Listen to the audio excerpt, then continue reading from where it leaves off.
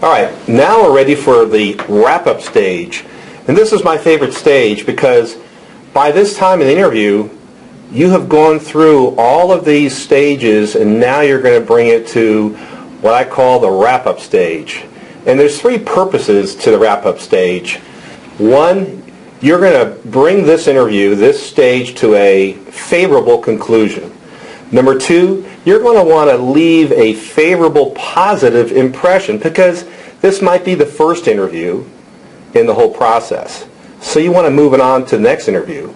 And if it's the last interview, you want to be in the best position to receive the greatest offer. And then the third purpose, obviously, ultimately, is to get the job.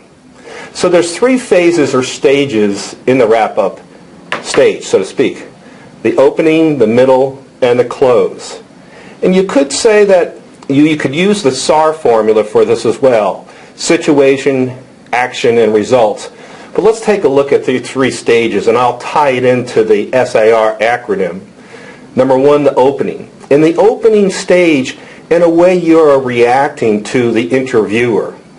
And the interviewer will initiate, if you will, his form of the wrap-up, which is generally, well, Miss Smith or Mr. Smith, I appreciate the time you've taken with us, and we will get back to you when we've reached our decision. So they'll initiate it. So that's the opening stage, and you're going to respond to that, and I'll explain in detail how to do that. And then you have the middle stage. And the middle stage is more of the summary of the great points that you've made during the interview, and this is critical. And then the third stage, or phase, is the actual close.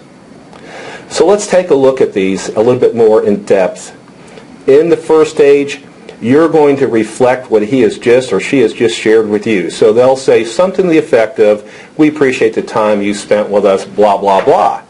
Now, if they say, when would you like to start, you might want to change this a little bit. You may not have to go through all this, okay? But let's assume that you get kind of a bland statement from the interviewer. So you're going to reflect what the interviewer says to start the process. Well, Mr. Interview, I also am very thankful for the time you spent with me. See how that reflects what he has shared? And now you're going to transition into the middle stage, which is the summary stage, and this is very critical. This is where you really want to have your thoughts organized. And before you get to this wrap-up, you'll be listening during the interview for the two hot buttons in this position. Now, prior to the interview, your recruiter will have prepared you for what should be the two most important aspects of the position. And I say two. There can be more. You might want to do three, but at least two. One of these is going to be the technical skill, which I call the hard skill, and the second is going to be a soft skill, which will deal with personality, attitude, the culture. But you're going to want to do your homework and have these already thought through before you get to the wrap-up. And when you get to the wrap-up, you may want to make an adjustment, but you already have it thought through. And then in the final stage, if you will, the close, this is where it gets real interesting. I'm going to give you an example of how to do this. It can be very gracious, depending upon the person that you're speaking with, depending upon the job, or we're going to provide more information in the written side of this that will get even a little bit more tougher in the sense of bringing this to a stronger close. But let me go through an example of this. Well, John, I also want to thank you for your time. I appreciate everything you've shared, and wow, I've got a very thorough knowledge of what your expectations are. And if I may, I am very excited now at this stage because I really believe I can exceed your expectations for these two reasons. Number one, you're looking for someone that has at least 5 years experience in the technical skill of waju-wuju, whatever it is.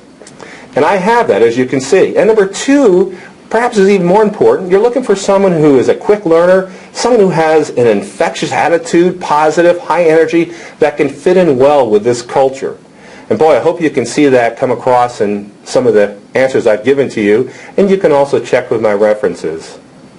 So before we leave today, are there any questions or any concerns that you might have before we leave today?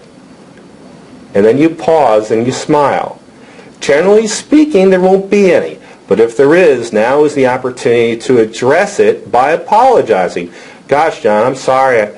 I didn't cover that as thoroughly as I could have.